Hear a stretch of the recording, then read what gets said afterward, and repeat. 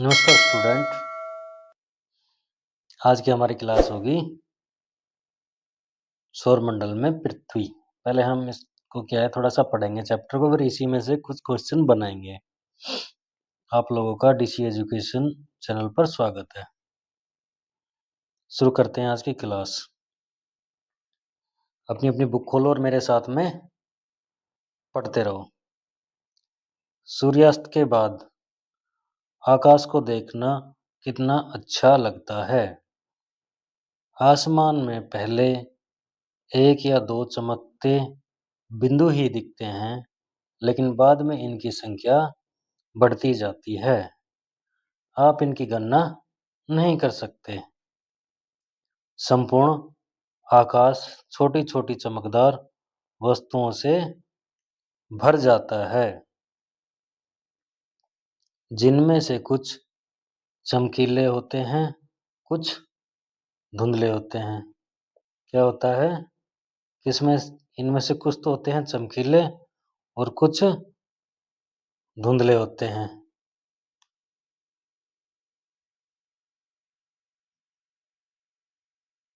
ऐसा प्रतीत होता है मानो आकाश में हीरे जड़े हों।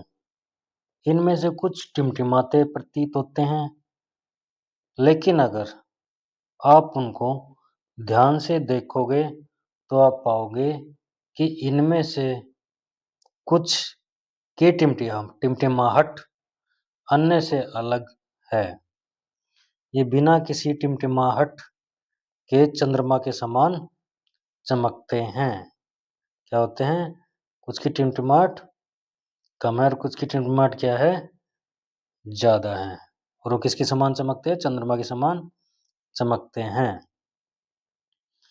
इन चमकीली वस्तुओं के साथ आप लगभग प्रतिदिन चंद्रमा को भी देखते हैं।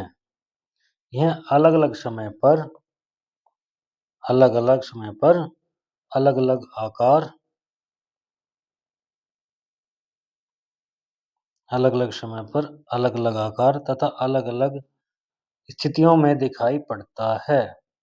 आप पूर्ण चंद्र को लगभग 1 महीने में एक बार देख सकते हैं। यह पूर्ण चंद्रमा वाली रात या पूर्णिमा होती है।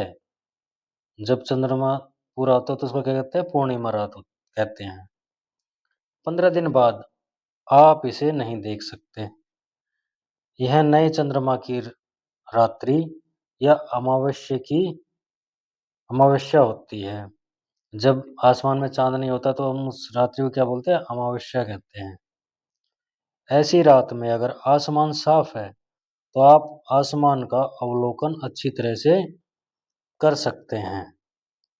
अवलोकन मतलब क्या है कि अगर आसमान साफ है तो हम आसमान में अच्छी तरह से चांद तारों को देख सकते हैं। क्या आपको इस बात पर आश्चर्य नहीं होता कि हम दिन के समय चंद्रमा एवं इन सभी छोटी चमकीली वस्तुओं को क्यों नहीं देख पाते? ऐसा इसलिए है क्योंकि सूर्य के अत्यधिक तेज तेज प्रकाश के कारण रात के समय चमकने वाली वस्तुओं को हम दिन में नहीं देख पाते। हम क्यों नहीं देख पाते? सूर्य का क्या है कि प्रकाश अत्यधिक तीव्र होता है, जिसके कारण हम क्या है कि इन वस्तुओं को दिन में नहीं देख सकते। सूर्य, चंद्रमा तथा वे सभी वस्तुएं जो रात के समय में आसमान में चमकती है, उनको क्या कहते हैं हम? खगोलीय पिंड कहलाती हैं। वो क्या कहलाते हैं? खगोलीय पिंड कहलाते हैं। कुछ खगोलीय पिंड बड़े आकार वाले तथा गर्म होते हैं।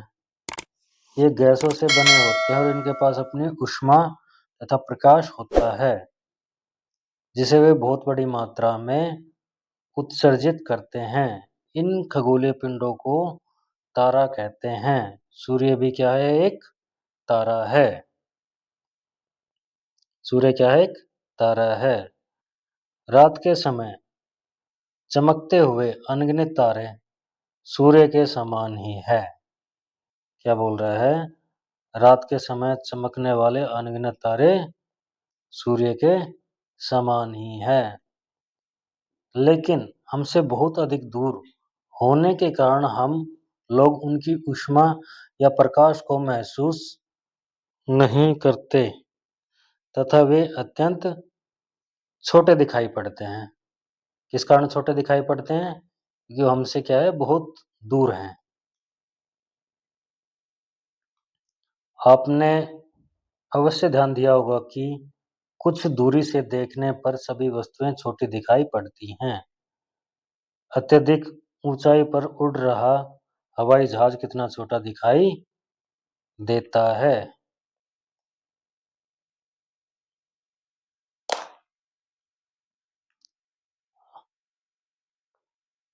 रात्रि में आसमान की ओर देखते समय आप तारों के विभिन्न समूहों द्वारा बनाई गई विविध आकृतियों को देख सकते हैं।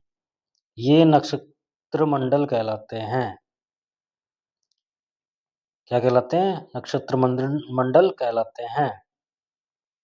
अर्सा मेजर या बिग बियर इसी प्रकार का एक नक्षत्र मंडल है।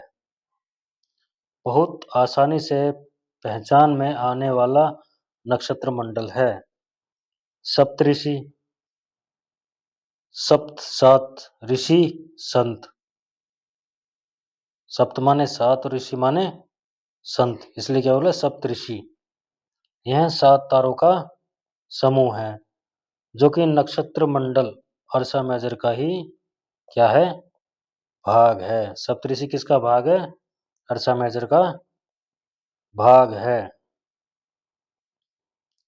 अपने परिवार या पड़ोस में किसी बड़े व्यक्ति से कहिए कि वह आपको आसमान में और अधिक तारों, ग्रहों तथा नक्षत्रों को दिखाए।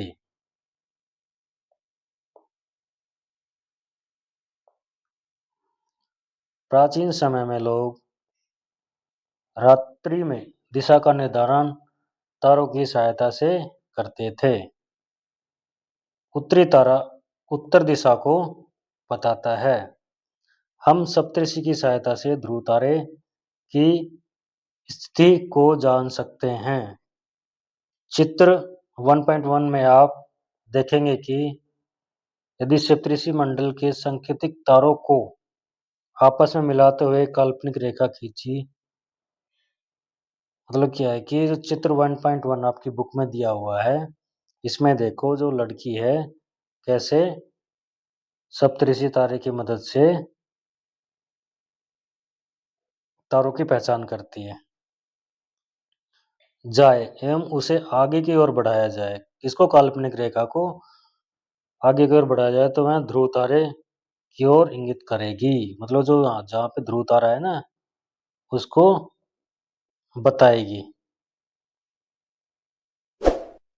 ग्रह, जिसे अंग्रेजी में प्लेनेट कहते हैं, ग्रीक भाषा के प्लेनेटाइड शब्द से बना है, जिसका अर्थ होता है परिभ्रमक। परिभ्रमक मतलब घूमने वाला, अर्थात चारों ओर घूमने वाला। पृथ्वी जिस पर रहते हैं, पृथ्वी जिस पर हम रहते हैं, वो क्या है?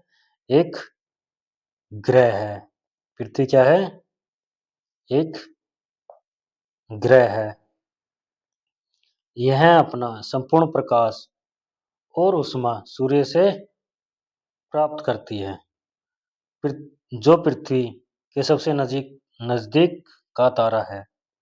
पृथ्वी को बहुत अधिक दूरी से, जैसे चंद्रमा से देखने पर यह चंद्रमा की तरह चमकती हुई प्रतीत होगी। अगर हम क्या है कि पृथ्वी को चंद्रमा पर जाकर देखें तो वह भी क्या है? चंद्रमा की तरह ही चमकती हुई हमको दिखेगी। कुछ महत्वपूर्ण तथ्य क्या हैं? बुध सूर्य के चारों ओर एक परिक्रमण कितने 28 दिन में करता है और अपने अक्ष पर घूर्णन कितने 59 दिन में करता है। नहीं आया समझ में? जो बुध है, ग्रह है, वो क्या करता है? सूर्य के चारों ओर जो चक्कर लगाता है ना, वो चक्कर को कितने 28 दिन में कंप्लीट करता है। और बुध अपने ही स्थान पर घूमता है, वो कितने दिन में घूर्णन पूरा करता है? जैसे यहाँ इसका घूर्णन ये इतने दिन में घूमेगा, यहाँ पे कितने दिन में आएगा? 59 दिन में। ठीक है?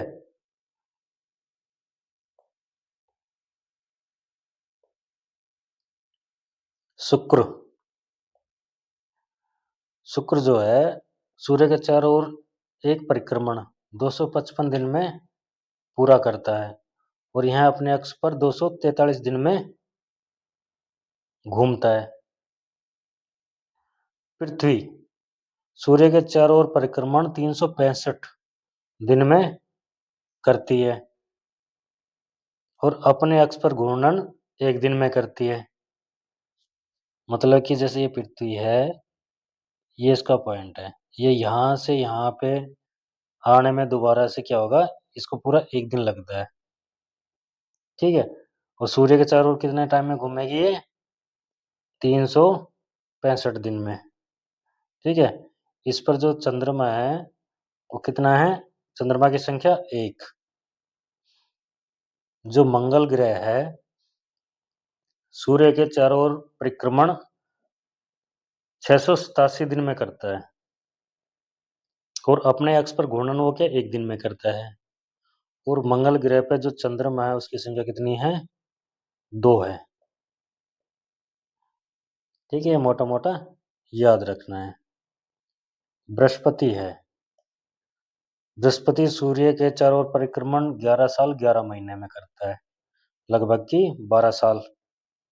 और अपने अक्ष पर घूर्णन कितने टाइम में करेगा ये? 9 घंटे 56 मिनट में। और इसके जो चंद्रमाओं की संख्या वो कितनी है? 53 है।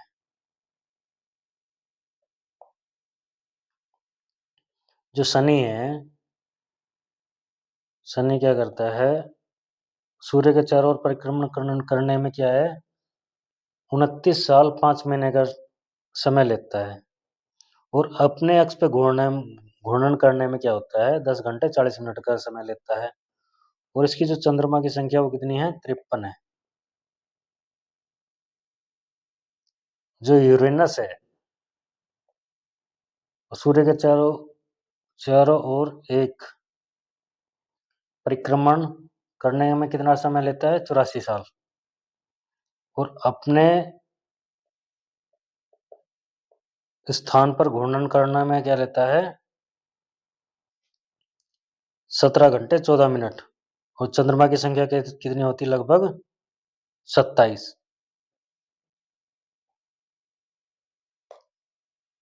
ठीक है, क्लियर? अरे वहां पे लिखा हुआ तो छिपकली था ना, वो फ्लो में निकल के छिपकला, कोई बात नहीं। ठीक है, वहां पे लिखा हुआ क्या था? छिपकली। ठीक है, क्या होता है छिपकली का? नर छिपकली। क्लियर? ओके। नेपच्यून नेपच्यून में क्या होता है? सूर्य के चारों ओर एक परिक्रमण करने में कितना है? 164 साल लगते हैं और अपने एक्स पे घूर्णन कितने टाइम में करता है? ये 16 घंटे 7 मिनट में। और इसकी चंद्रमा की संख्या कितनी होती है? 13। ठीक है, चलो अब देखते हैं इससे कुछ प्रश्न हमने बनाए हैं, जितना हमने पढ़ा है, देखते हैं कितने क्वेश्चन हम कर पाते हैं। ठीक है, वीडियो अच्छी लगी हो तो लाइक शेयर और सब्सक्राइब करें। जैसे कि देखते हैं पहला क्वेश्चन, पूर्ण चंद्रमा वाली रात को खालिस्तान कहते हैं, क्या कहते हैं?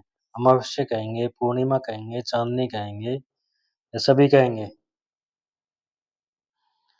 पूर्ण चंद्रमा वाली रात को क्या कहेंगे? हम पूर्णिमा ही तो कहेंगे, हमने यही तो पढ़ा था।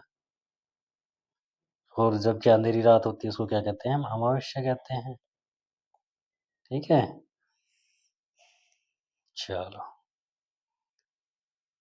दिन के समय चंद्रमा एवं छोटी-छोटी चमकीली वस्तुओं को क्यों नहीं देख पाते? सूर्य के कारण, चंद्रमा के कारण, पृथ्वी के कारण, गुरुत्वाकर्षण बल के कारण। वेरी गुड, सूर्य के कारण। कि सूर्य का क्या होता है? प्रकाश तेज होता है, जिसके कारण हम क्या है? इन सबको नहीं देख पाते। सूर्य, चंद्रमा तथा वे सभी वस्तुएं जो रात के समय आसमान में चमकती है वो क्या कहलाती है? पिंड, आकाश, खगोलीय पिंड या सभी? सूर्य, चंद्रमा वे सभी वस्तुएं जो रात के समय आसमान में चमकती है वो क्या कहलाती हैं? खगोलीय पिंड। Very good.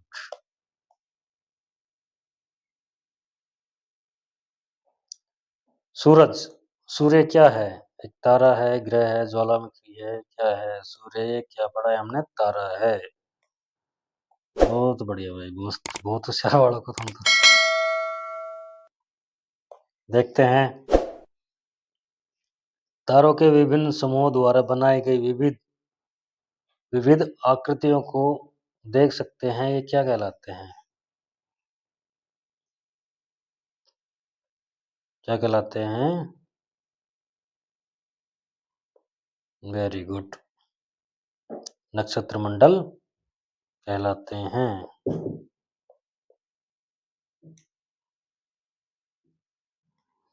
सप्तऋषि, यह खालिस्तान तारों का समूह है।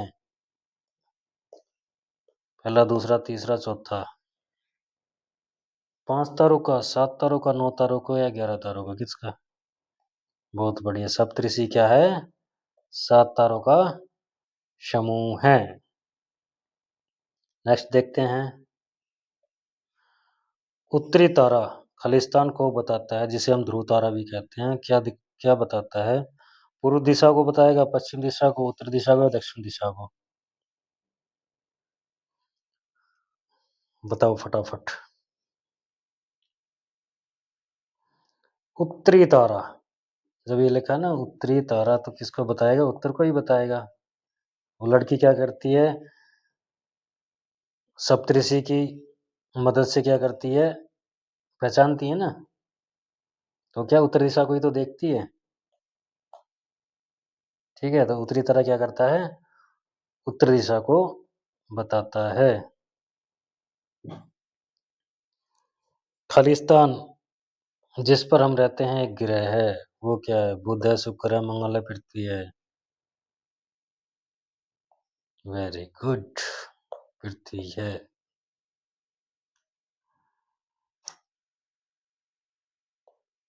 पृथ्वी को बहुत अधिक दूरी से, जैसे चंद्रमा से देखने पर यह खालिस्तान की तरह चमकती हुई प्रतीक होगी। चंद्रमा की तरह, सूर्य की तरह, ध्रुव तारा की तरह, मंगल की तरह। पृथ्वी को बहुत अधिक दूरी, जैसे चंद्रमा से देखने पर यह चंद्रमा की तरह ही प्रतीक होगी। क्लियर?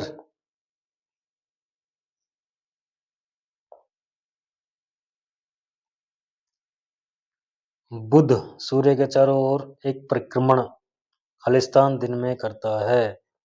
88, 77, 66 या 99, कितने दिन में करता है?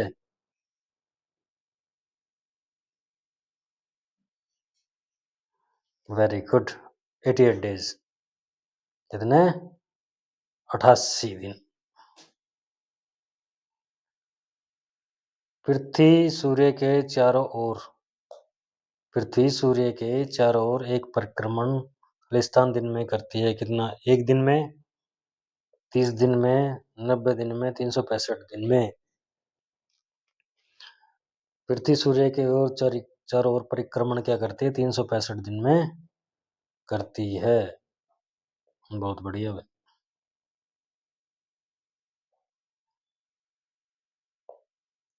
पृथ्वी अपने अक्ष पर घूर्णन खालिस्तान दिन में करती है। कितने दिन में करती है? एक दिन, एक सप्ताह, एक महीना, एक साल?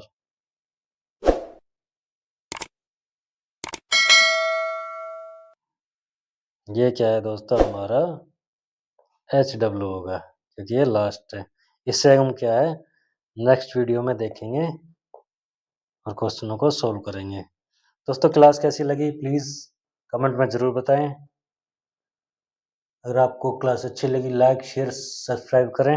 वीडियो देखने के लिए धन्यवाद।